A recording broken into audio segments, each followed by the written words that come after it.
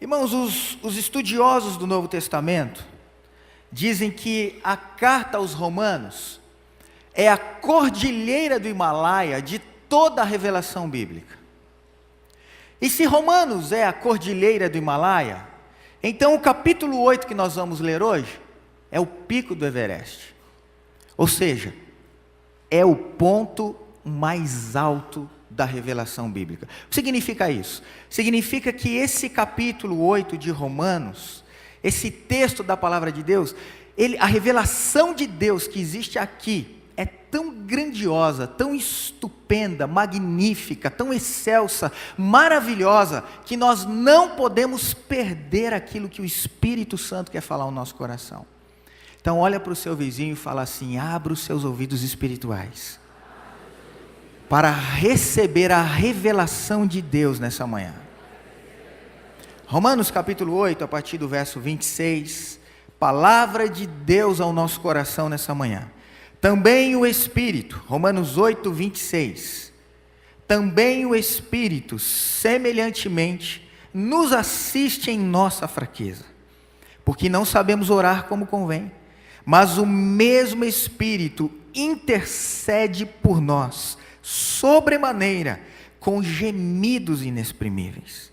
E aquele que sonda os corações, sabe qual é a mente do Espírito, porque segundo a vontade de Deus é que Ele intercede pelos santos.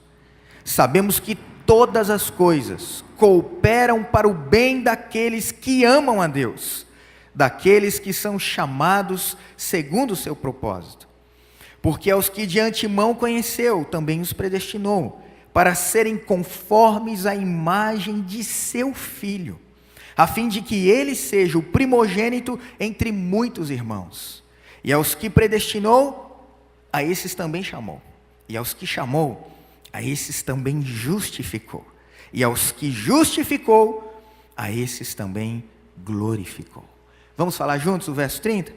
E aos que predestinou, a esses também chamou. E aos que chamou, a esses também justificou. E aos que justificou, a esses também glorificou. Que Deus abençoe a sua palavra no nosso coração. Hoje, domingo, 13 de julho de 2014, estamos terminando, pastor Toninho não quis falar, então eu vou falar. Estamos terminando a Copa do Mundo de futebol aqui no nosso país. Por um mês, o mundo inteiro esteve com seus olhos voltados para o nosso país, para nós. E a grande expectativa era que o país anfitrião, pela sua história no futebol, pelo menos chegasse à grande final que vai acontecer hoje. Mas, depois do fatídico 7-1, irmãos, a gente tem que falar das nossas dores, a gente tem que aprender a lidar com elas, sabia? A gente não pode ter medo de lidar com as nossas dores. Depois do chocolate, quem gosta de chocolate? Levanta a mão. Depois do chocolate que o Brasil tomou da Alemanha, o sonho se dissipou. E aí aconteceu uma coisa assim muito interessante. As redes sociais, elas foram invadidas, elas foram tomadas por toda sorte de manifestações de ironia e de revolta. Quem viu isso na internet? Quem postou alguma revolta na internet? Assim, alguma ironia? Por exemplo, depois do fatídico 7-1, teve gente que postou isso aqui na internet, com tanta raiva de todo mundo, até deles aí, Debbie Lloyd, hoje, na Globo. Teve gente que ficou com tanta raiva que depois do 7-1, postou isso aqui, Gol. Todo brasileiro gosta. Vamos falar junto? Mas só os alemães sabem fazer. Outra, olha que postaram na internet. Chegada da seleção alemã ao Rio de Janeiro. Você consegue contar quantos gols tem ali, gente? Gol. 7 gols. Teve gente que ficou tão nervoso que postou isso aí.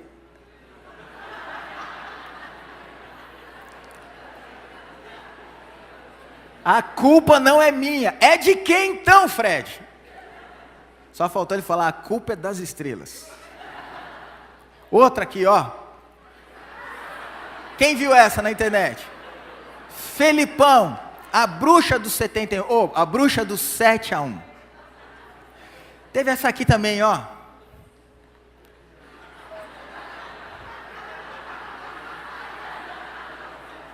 Achou que ia comprar TV por R$1.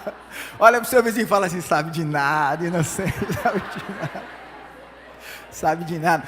Uma grande rede varejista aqui do Brasil fez essa promoção. Vem comprar a televisão com a gente aqui, que você vai assistir a Copa, você vai pagar o preço de mercado na TV, mas depois que o Brasil for campeão, você volta aqui, apresenta a nota fiscal e você vai comprar uma televisão por R$1.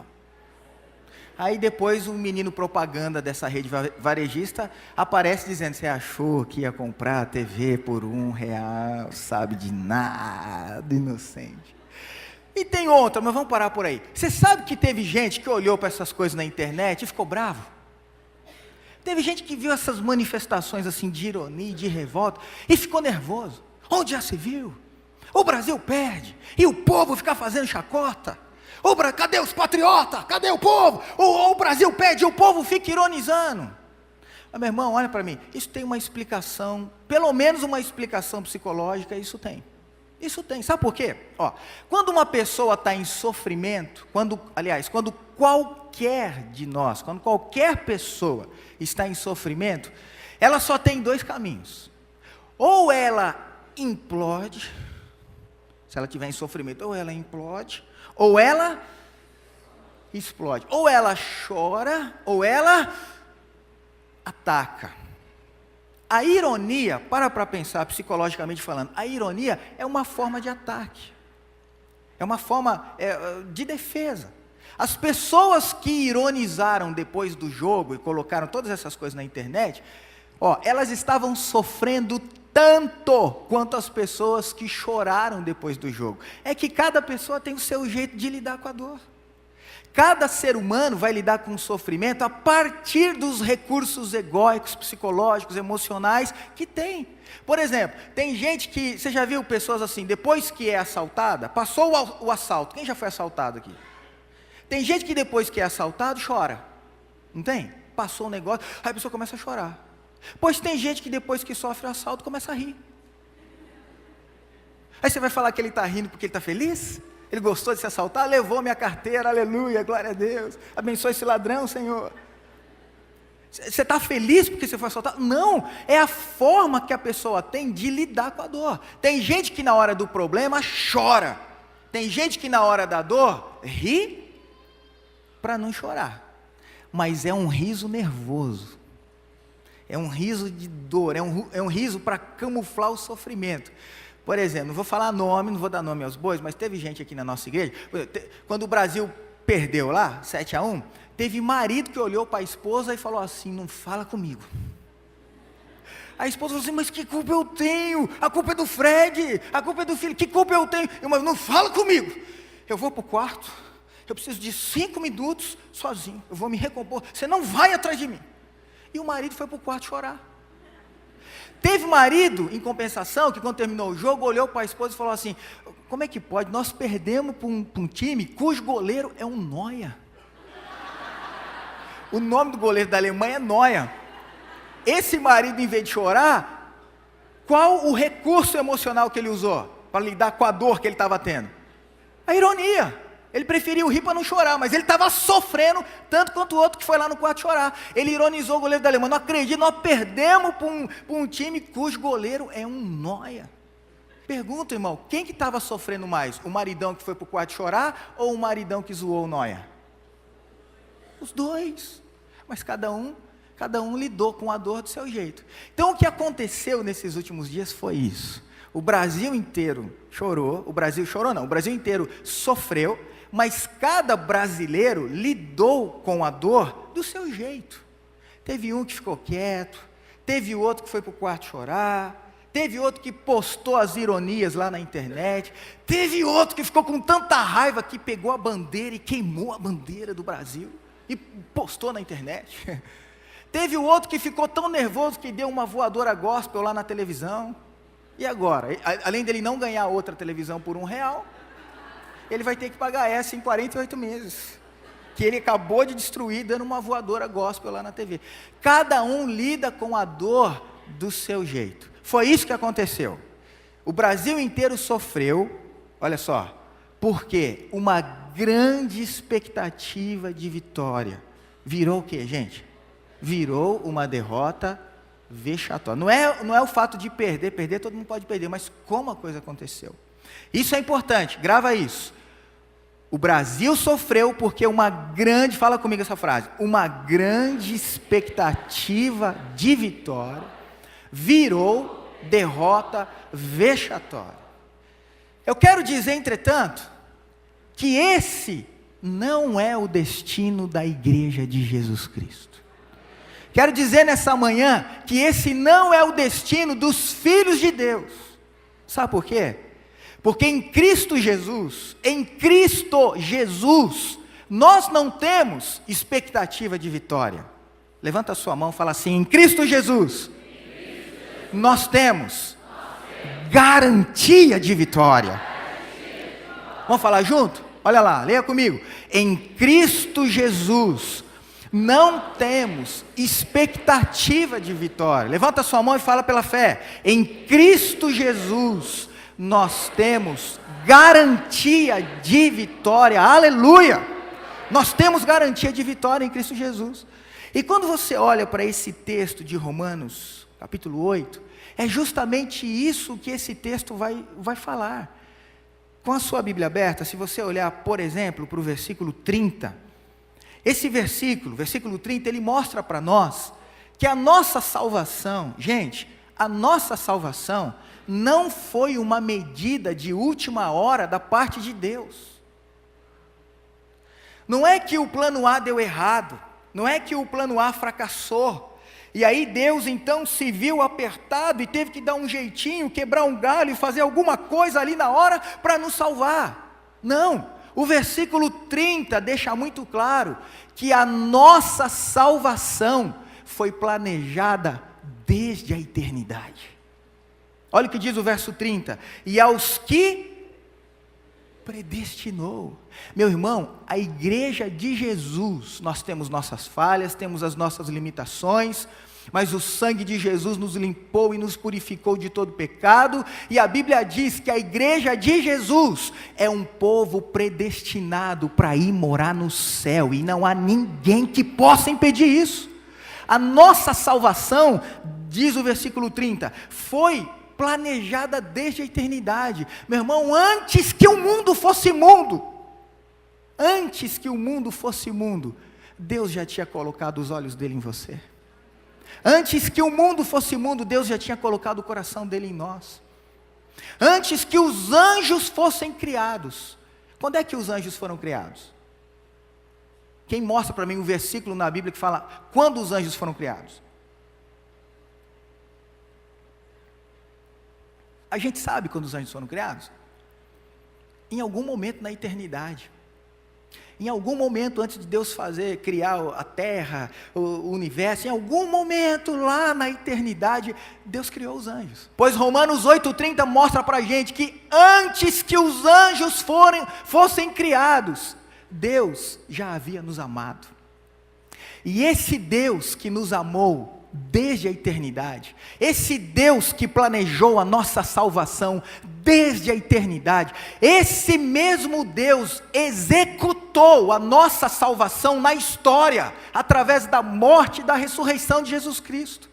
E esse mesmo Deus que planejou a nossa salvação e que executou a nossa salvação através da morte e ressurreição de Jesus, chegará o dia em que esse mesmo Deus irá consumar a nossa salvação, quando Jesus Cristo voltar em poder e glória, e nós então seremos arrebatados e seremos transformados e deixaremos de ter esse corpo corruptível e teremos um corpo incorruptível. E diz a carta aos Tessalonicenses que nós nos encontraremos com o Senhor nos ares e nós estaremos para sempre com o Senhor, aleluia. Por isso que Romanos 8, a carta aos Romanos, é a cordilheira do Himalaia de toda a revelação bíblica, e o capítulo 8 é o pico do Everest. Romanos 8,30 resume a Bíblia, resume o Evangelho. E aos que predestinou, Põe a mão no seu coração e fala assim: a igreja de Jesus foi predestinada para o céu. Bate no peito e fala assim: eu faço parte da igreja de Jesus. Aos que predestinou, a esses também chamou. Põe a mão no seu coração e fala assim: eu fui chamado por Deus. Você foi chamado por Deus. O livro do profeta Jeremias deixa isso muito claro. Antes que você estivesse no ventre da sua mãe, Deus já te conhecia e já te chamava pelo seu nome. Aos que predestinou, a esses chamou. Aos que chamou, a esses também justificou. Gente, a doutrina mais importante da Bíblia, mais importante, é a doutrina da justificação. Se você não entender o que é justificação, você não sabe o que é o Evangelho. A Bíblia diz que nós estávamos mortos nos nossos delitos e pecados, estávamos enterrados até o pescoço, a nossa condenação era certa, a pena que pesava sobre nós era alta demais, mas então Jesus Cristo desce do céu, assume o nosso lugar. Jesus chega e Ele rasga a nota promissória que era contra nós, e Ele fala assim: Ele deve, eu vou pagar a pena por ele. Jesus morre por você, morre por mim, e o justo faz com que o injusto se torne justo. Hoje, quando alguma acusação chega lá no tribunal de Deus a seu respeito, quem comete pecados aqui? Quem falha de vez em quando? Só de vez em quando, assim. Quem de vez em quando fala o que não deve? Pois na hora que eu falo o que eu não devo, na hora que você fala o que você não deve, imediatamente chega uma acusação lá no tribunal de Deus. Chega lá no céu uma acusação. Quando chega uma acusação contra você e contra mim, sabe o que acontece? Chega uma acusação lá contra nós, e imediatamente, olha o que diz o verso 34. Quem os condenará? Verso 34. É Cristo Jesus quem morreu, ou antes, quem ressuscitou, o qual está à direita de Deus e também intercede por nós. Quando chega uma acusação lá, sobre mim e sobre você, imediatamente Jesus, o justo, o advogado, ele se levanta, ele olha para o Pai, e Jesus fala assim, vou dar um exemplo meu, por exemplo, o Glaucio pecou, é verdade, ele errou mesmo. Aí Jesus levanta o advogado e fala assim: mas o meu sangue foi derramado por ele, e por esse pecado, ele não vai ser condenado, porque o meu sangue foi derramado na cruz por ele. Quando chega uma acusação contra você, Satanás joga lá, aí, olha o que ele fez, olha o que ela realizou, olha. O advogado se levanta à direita de Deus e fala: ele pecou mesmo, ela pecou mesmo, mas o meu sangue o limpa e o purifica de todo pecado. Você está justificado. Você pode andar de cabeça erguida na presença de Deus e na presença dos homens, porque uma coisa é como o pastor Toninho sempre nos ensina, quando o pecado é um acidente na nossa vida. Outra coisa é quando a gente comete esse pecado todo dia, toda hora, em todo instante, aí a gente está na prática do pecado. Mas quando você comete um pecado por um deslize, por uma humanidade, por uma falha, se você se arrepender e confessar o seu pecado, lá no céu, o advogado se levanta e diz: o meu sangue já te purificou de todo pecado. Por isso que Romanos 8... é a grande revelação de Deus. Tudo isso aqui resume o Evangelho. E até que Jesus Cristo venha buscar a sua igreja, até que o arrebatamento aconteça, sabe o que Deus vai fazer? Deus vai nos preparar para entrarmos na sua glória. O que nós estamos fazendo aqui? Nós estamos sendo nessa terra lapidados, estamos sendo trabalhados por Deus. Qual o propósito de Deus? Nos levar para a sua glória, para morar com Ele lá. Mas enquanto esse dia não chega, Deus está trabalhando em nós. Então, com a Bíblia aberta, aí em Romanos 8, eu queria observar com você nessa manhã, o empenho de Deus em nos levar para a sua glória. Se você prestar atenção aqui, você vai ver que nesse pequeno trecho, do verso 26 ao 30, o apóstolo Paulo, ele vai destacar 3 qualidades de Deus. Então, olha só, vamos falar junto lá. Primeira qualidade, a solidariedade divina. Segunda qualidade, compaixão divina. E terceira qualidade, a sabedoria divina. Vamos conversar um pouquinho sobre a solidariedade divina. Paulo começa o verso 26 dizendo assim: também o Espírito, semelhantemente, nos assiste em nossa fraqueza. Queria chamar sua atenção aqui para o verbo assistir. Paulo diz que o Espírito de Deus nos assiste em nossa fraqueza.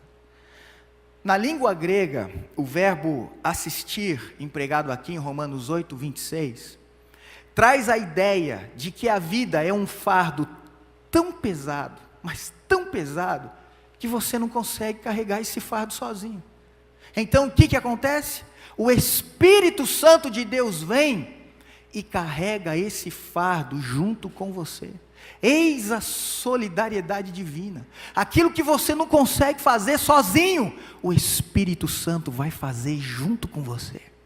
Aquele fardo que você não consegue carregar sozinho, o Espírito Santo vem e ele vai carregar esse fardo junto com você. Ele é o Espírito que nos assiste em nossa fraqueza. E o verbo assistir traz essa ideia. O fardo que eu não consigo carregar, o Espírito Santo vem e ele carrega junto conosco. É Deus sendo solidário à nossa dificuldade, à nossa fraqueza. Aí você poderia perguntar assim: pastor, mas no que consiste a nossa fraqueza? Paulo diz aqui que o Espírito nos assiste em nossa fraqueza. O que consiste a nossa fraqueza? E Paulo responde, aí mesmo no verso 26, quando ele diz que nós nem sabemos orar como convém. Olha a nossa fraqueza. Nós nem sabemos orar como convém. E por que nós não sabemos orar como convém? Porque nós não sabemos o que é melhor para nós. Nós não sabemos. Meu querido, quantas vezes nós pedimos para Deus uma pedra, achando que estamos pedindo um pão? A gente não sabe orar como convém. Quantas vezes nós pedimos para Deus uma cobra, pensando que nós estamos pedindo um peixe? Quantas vezes nós pedimos para Deus uma coisa ruim, que vai nos destruir lá na frente, mas pensando que nós estamos pedindo uma coisa boa, uma coisa que vai nos abençoar, que vai gerar vida, mas lá na frente aquilo que a gente está pedindo hoje pode nos destruir. Nós não sabemos orar como convém. Eis a nossa fraqueza. Você quer um exemplo disso? Lá em Gênesis capítulo 30, no verso 1, a Bíblia diz que Raquel, amada de Jacó, Raquel vira para o seu marido amado e fala assim: Jacó, olha o pedido que ela faz, olha como a gente não sabe fazer o pedido certo, a gente não sabe orar como convém. Jacó olha para Raquel e fala assim, olha o pedido dela: dá-me filhos, senão eu morrerei. Aí o Jacó, que era apaixonado pela Raquel, olha para ela e fala assim: Raquel, eu te amo demais, mas você está pedindo uma coisa que só Deus pode fazer. Eu não posso dar filhos, se Deus não operar o milagre da vida.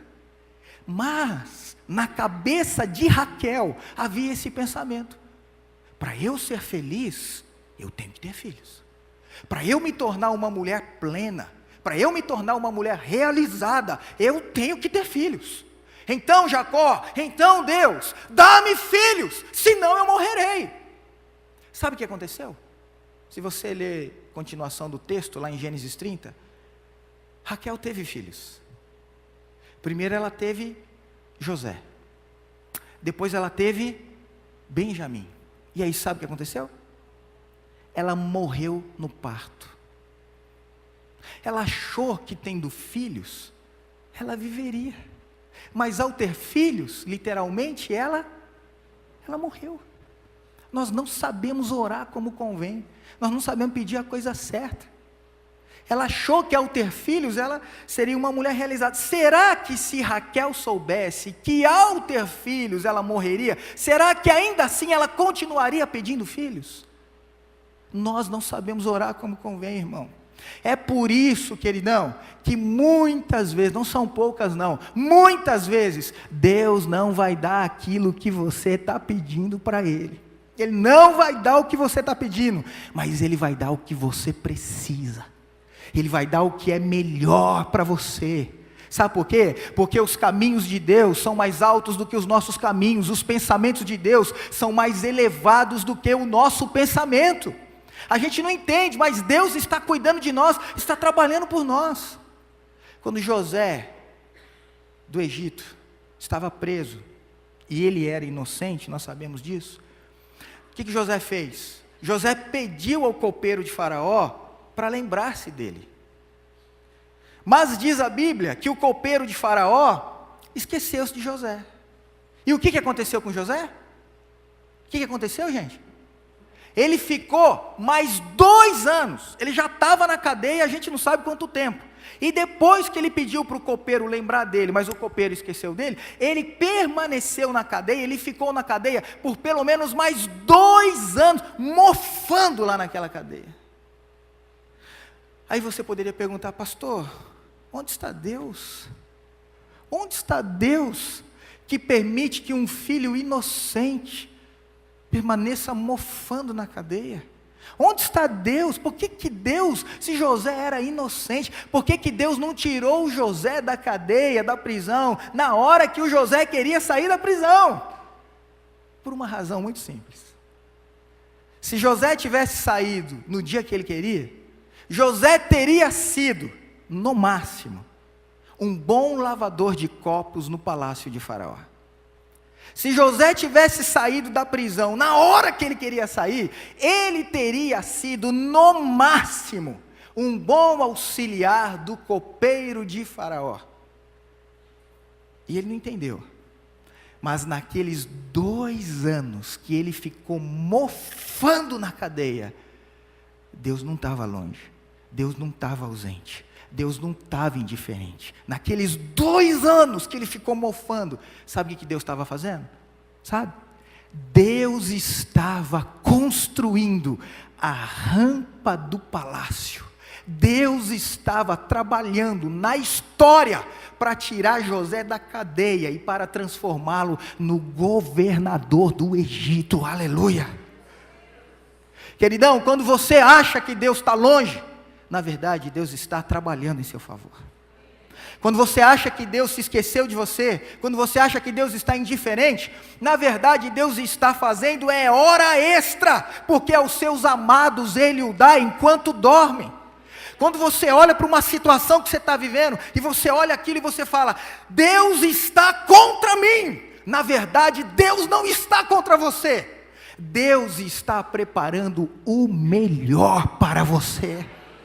Esse é o Deus que Paulo escreve aqui, à igreja de Roma, aos irmãos de Roma, e diz aqui no capítulo 8, meus irmãos, vocês precisam lembrar disso, na hora das dificuldades, existe um Deus que vai ser solidário a vocês, existe um Deus que vai cuidar de vocês, e aquilo que você não entender e não puder fazer, Deus vai fazer por você, e o fardo que você não conseguir carregar sozinho, o Espírito Santo vem e carrega esse fardo junto com você. Aliás, você só está aqui nessa manhã, talvez você nem percebeu isso ainda, mas você só está aqui, eu só estou aqui nessa manhã, nós só estamos aqui, porque o Espírito Santo tem nos ajudado a carregar o fardo. Ele tem nos ajudado a carregar o fardo, e tem hora que Ele carrega o fardo numa mão, e carrega você em outra mão. Tem hora que Ele carrega o fardo no colo e carrega junto você no colo, e você nem percebe isso. Paulo vem e diz à igreja de Roma, irmãos, as lutas às vezes são grandes, às vezes as nossas limitações são grandes, mas lembre-se disso, vocês servem a um Deus todo-poderoso, que assiste vocês na hora da fraqueza. Esse Deus não está lá de longe observando, quando você acha que Ele está contra você, Ele está trabalhando em seu favor, porque Ele é o Deus que nos assiste na nossa fraqueza, Ele é o Deus que se torna solidário à nossa dor. Paulo destaca esse empenho de Deus, esse trabalhar de Deus, enquanto Jesus não nos leva para a glória.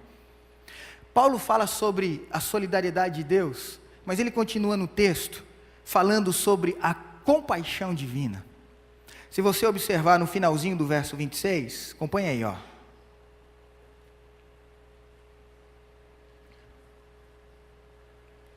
o verso 26, finalzinho diz assim: mas o mesmo Espírito. Por que ele fala o mesmo Espírito? Ele está se referindo a quê? A quem? Ao mesmo Espírito que ele acabou de falar, que quando a gente não consegue carregar o fardo, esse Espírito Santo vem e ele carrega o fardo junto com a gente. Paulo diz, esse mesmo Espírito, que vai te ajudar a carregar o fardo, quando você não conseguir carregar sozinho, esse mesmo Espírito, ele também intercede por nós, sobremaneira, com gemidos inexprimíveis. Olha o que a Bíblia está ensinando para mim e para você. Nós temos 2 intercessores na Trindade. 2. Um está no céu e o outro está na terra. Um está ao lado de Deus e o outro mora dentro do nosso coração.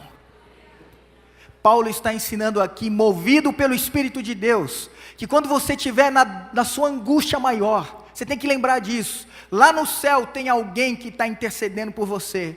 E quando você estiver no auge do seu problema, você já passou por uma situação assim, que a crise, ela é tão, é o auge, é o pico, é aquela crise, é aquele momento agudo, tão terrível, que você nem consegue orar?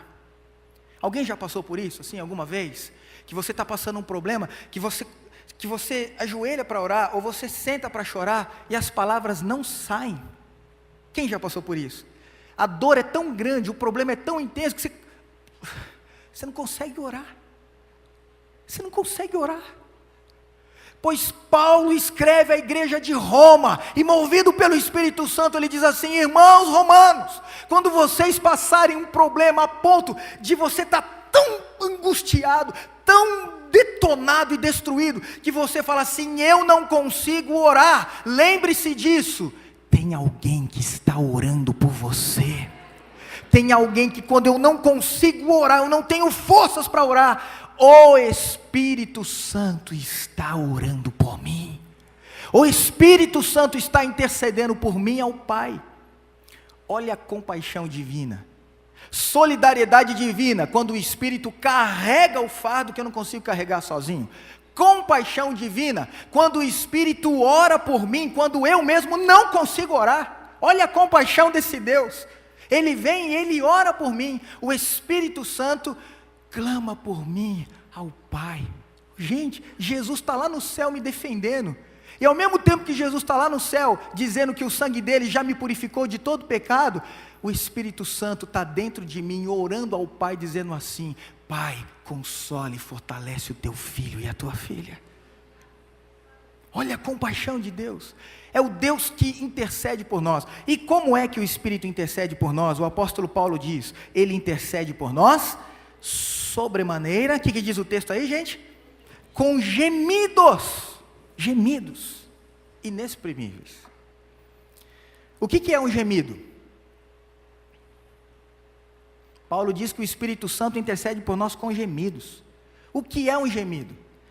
Gemido é uma expressão tão intensa, tão carregada de dor, de anseio, que você não consegue articular em palavras, então você geme. A coisa está tão ruim que você vai falar, você não consegue articular palavras. O que você faz? Você geme, porque a dor é muito grande, porque o anseio é muito grande. Você não consegue falar, você geme. Agora note, o Espírito Santo é Deus. E como Deus, o Espírito Santo conhece todas as línguas, todos os idiomas, todos os dialetos, de todos os povos, de todos os tempos, de todos os lugares. Ele conhece a língua dos anjos, ele conhece a língua dos homens, ele conhece a língua do céu, ele conhece a língua da terra. Mas quando o Espírito Santo ora por você, põe a mão no peito e fala assim: o Espírito Santo ora por mim. Às vezes a gente ora ao Espírito Santo, mas você precisa saber, quando você não consegue orar, ele ora por você. E quando o Espírito Santo ora por você, quando ele intercede por você, Romanos capítulo 8 nos diz que ele ora por nós com tal intensidade. O Espírito Santo, quando vai orar, você está prostrado, o Espírito Santo vai lá e ele começa a interceder por você, e ele faz isso com tanto empenho, com tanto fervor. O Espírito Santo ora por nós com tanta entrega, que ele não consegue encontrar sequer uma língua, nem no céu, nem na terra, nem entre os anjos, nem entre os homens. E aí o Espírito Santo intercede por você com gemidos, e com gemidos inexprimíveis. Aleluia! Esse é o Deus que tem compaixão de nós. A compaixão passa pela empatia. Você sabe o que é empatia? Empatia é a capacidade de se colocar no lugar do outro.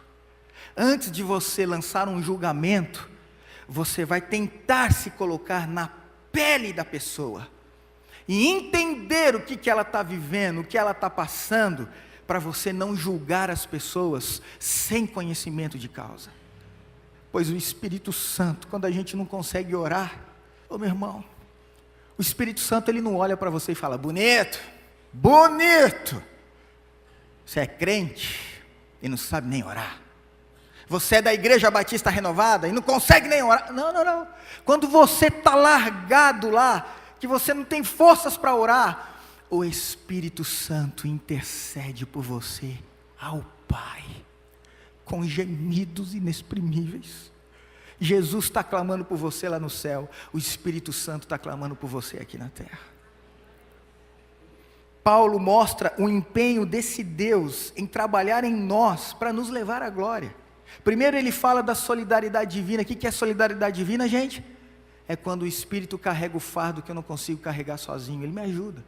Paulo fala sobre a compaixão divina. O que é compaixão divina, gente? O que é? É quando você não tem força para orar, o Espírito Santo vem e ora por você ao Pai. Mas Paulo continua a sua explanação aqui, e ele vai falar sobre uma terceira qualidade de Deus, que é a sabedoria divina. Dá uma olhadinha no verso 28. Vamos ler juntos o verso 28? Vamos lá. Sabemos...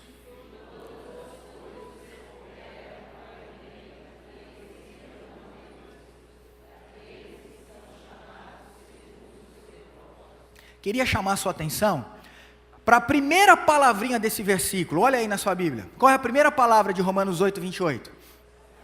Fala bem forte. Sabemos. Sabemos. No grego, essa palavra sabemos, olha que interessante. No grego, a palavra sabemos vem da mesma raiz da palavra matemática. Sabemos. Portanto, é um termo exato. Repare que Paulo não diz assim: cogitamos, sentimos, imaginamos. Não. Ele diz: sabemos. Sabemos. A linguagem que o apóstolo Paulo está empregando aqui para falar com a igreja de Roma, não é a linguagem da conjectura hipotética, mas é a linguagem da certeza experimental. Sabemos. Tão certo como 2 mais 2 é 4, sabemos. E sabemos o quê? Sabemos que algumas coisas, que poucas coisas, que muitas coisas, que a maioria das coisas? Não. O que ele diz aí? Sabemos que todas as coisas cooperam para o bem daqueles que amam a Deus. Aleluia. Sabemos que todas as coisas cooperam para o bem daqueles que amam a Deus. Agora vamos entender bem o que Paulo está dizendo aqui. Eu acho que é mais fácil a gente entender primeiro o que Paulo não está querendo dizer aqui. Bem, Paulo não está dizendo aqui que todas as coisas que acontecem com você são coisas boas. Ele não está ensinando isso aqui. Tem crente que acha, todas as coisas cooperam para o meu bem. Ele acha que todas as coisas que vão acontecer na vida dele são coisas boas. Paulo não está ensinando isso. Por quê? Porque comigo e com você acontecem coisas ruins também. Olha para o seu vizinho e fala assim: comigo acontecem coisas boas. E de vez em quando acontecem coisas ruins. Olha para ele e fala assim: com você também. Nós não somos diferentes.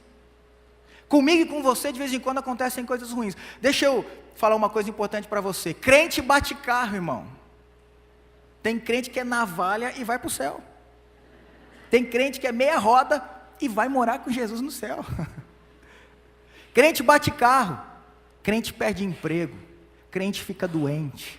Crente tem problema com família. Crente sofre a dor do luto. Crente é injustiçado.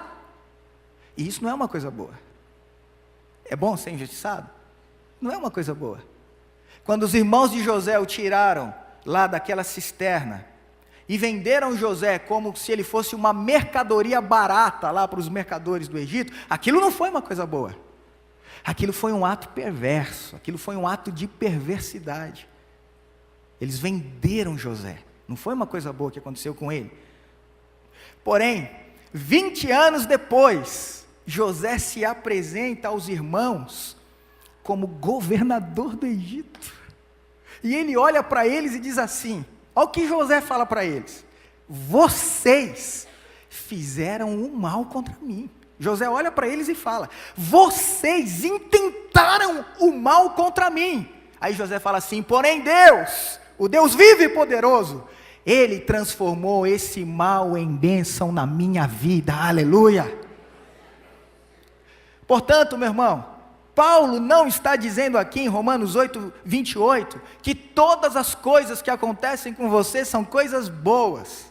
O que ele está dizendo é que ainda que aconteçam coisas ruins com você, ainda que alguém prejudique você, ainda que alguém fale mal de você, ainda que alguém destrate você, você serve um Deus que é poderoso para transformar todo esse mal em bênção na sua vida. Aleluia!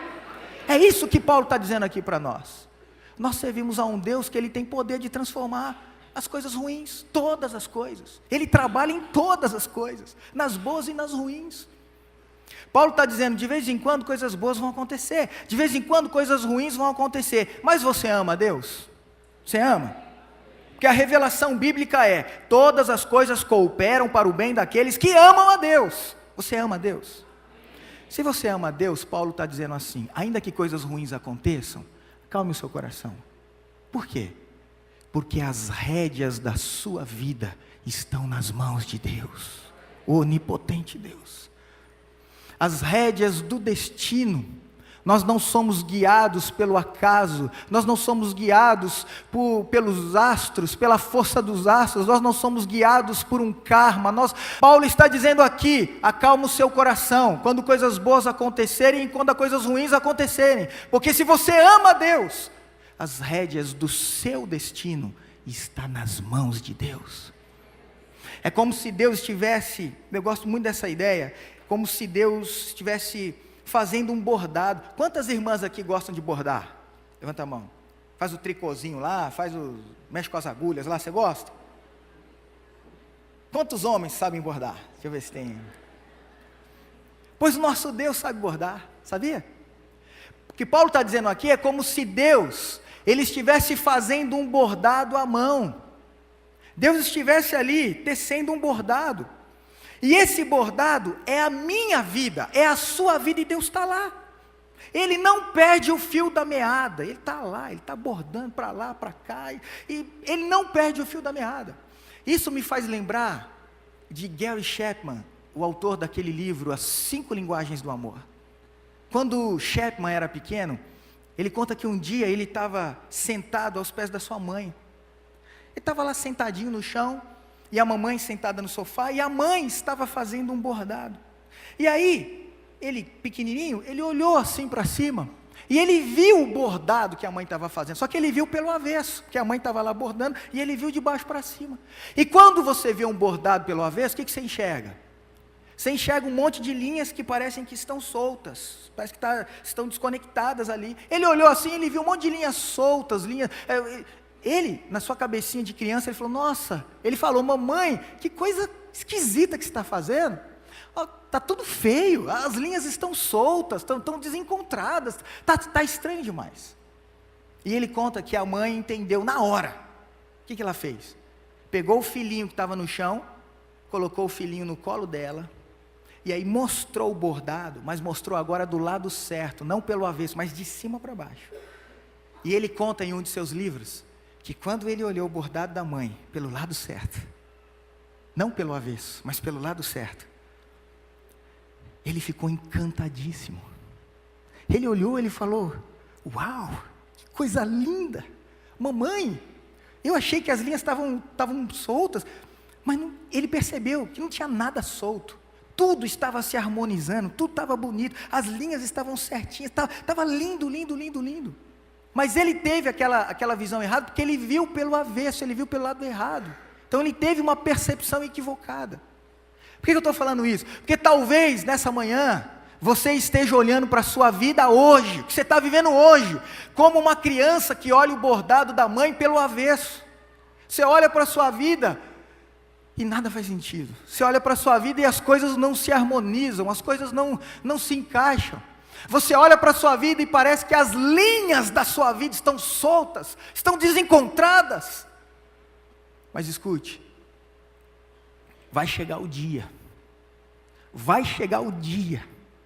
em que Deus vai tirar você do chão e vai colocar você no colo dele, e Ele vai mostrar para você a obra linda que Ele está fazendo na sua vida, e você vai olhar, não pelos seus olhos, mas pelos olhos de Deus, e você vai enxergar a obra maravilhosa que Deus sempre esteve fazendo. Ele nunca perdeu o fio da meada, ele sempre soube, quando as coisas estavam boas, ele estava bordando a sua vida, quando as coisas estavam ruins, ele estava bordando a sua vida, ele nunca perdeu o controle, ele nunca perdeu o fio da meada, e quando chegar esse dia, Deus vai mostrar para você a obra que ele realizou na sua vida, pois aquele que começou em vós boa obra, há de completá-la até o dia de Cristo Jesus. E você vai perceber,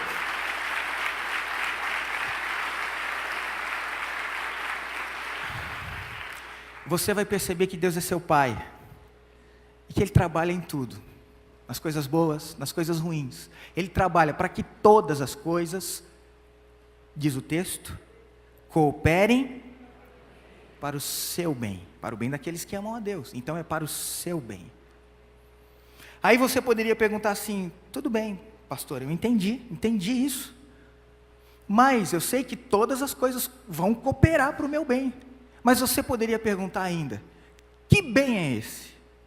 Que bem é esse para o qual todas as coisas cooperam? Será que é eu ficar rico? Será que é esse bem? Todas as coisas vão cooperar para o meu bem. Que bem é esse? É eu ficar rico? É eu ficar famoso? É eu me tornar uma celebridade entre as pessoas? É isso? Será que é esse bem?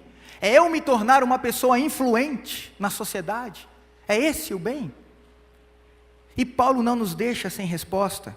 Ele responde, a resposta está no verso 29. Qual é o bem para o qual todas as coisas vão cooperar na minha vida? Paulo responde no verso 29, quando ele diz assim: que Deus nos predestinou para sermos conformes, o quê? A imagem de seu Filho. Sabe qual é o maior projeto de Deus na sua vida? Preste muita atenção nisso. Sabe qual é o maior projeto de Deus na sua vida? Não é que você tenha sucesso, não é que você seja rico, não é que você tenha dinheiro, não é que você seja influente. Essas coisas podem até vir a reboque, mas não é esse o maior projeto de Deus na sua vida. O maior projeto de Deus na sua vida, o maior bem que Deus deseja realizar, é transformar você numa pessoa parecida com Jesus. Esse é o maior projeto de Deus na minha vida e na sua vida, é nos transformar em pessoas semelhantes a Jesus. O maior projeto de Deus não é levar você para a glória, o maior projeto de Deus é fazer com que você se torne semelhante ao Rei da Glória. Esse é o maior projeto, porque se Jesus for formado em você, se Jesus for nascer em você, e for crescendo dentro de você, sabe o que vai acontecer? Antes de você chegar no céu, o céu vai chegar primeiro em você. E é por isso que todas as coisas cooperam para o nosso bem. Mesmo quando você tem uma derrota, mesmo quando você tem um fracasso, mesmo quando você faz uma coisa que depois você fala assim, se eu tivesse milhões de oportunidades, eu jamais faria isso que eu fiz. Mas você errou. Mesmo aquela situação vai cooperar para o seu bem. Porque o Espírito Santo vai falar com você em cima dela. O Espírito Santo vai mostrar onde você errou. E ao fazer isso, Ele está trabalhando para que você se torne uma pessoa mais parecida com Jesus, mais parecida com o Filho de Deus.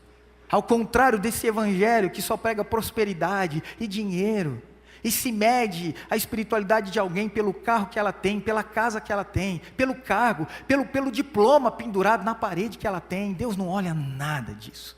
Quando você anda com Deus, essas coisas vêm a reboque, mas o maior projeto de Deus é transformar você numa pessoa parecida com Jesus.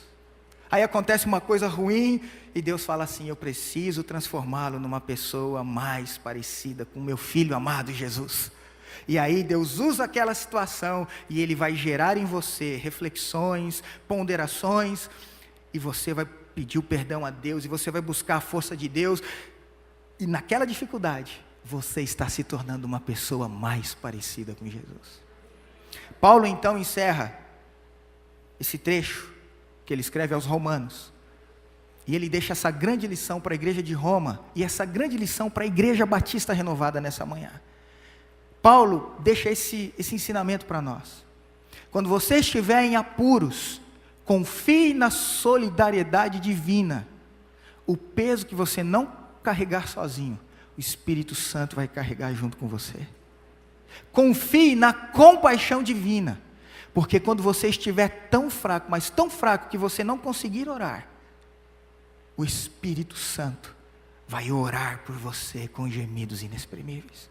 E confie na sabedoria divina, porque Deus está trabalhando nas coisas boas e ruins, para que essas coisas cooperem para o seu bem.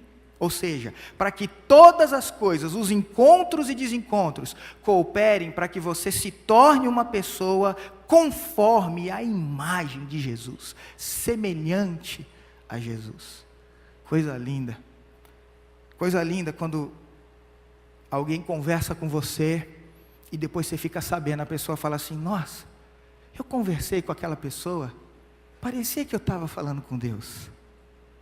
Puxa, eu fui fazer uma visita na casa de um irmão lá, e eu estava com meu coração tão abatido, mas quando eu entrei na casa dele, e eu vi o clima que reina lá na família dele, a forma como eles se tratam, e até quando o filho dele fez uma coisa errada, a maneira como ele corrigiu o filho, ele não foi alguém que largou, ele corrigiu, mas ele corrigiu em amor.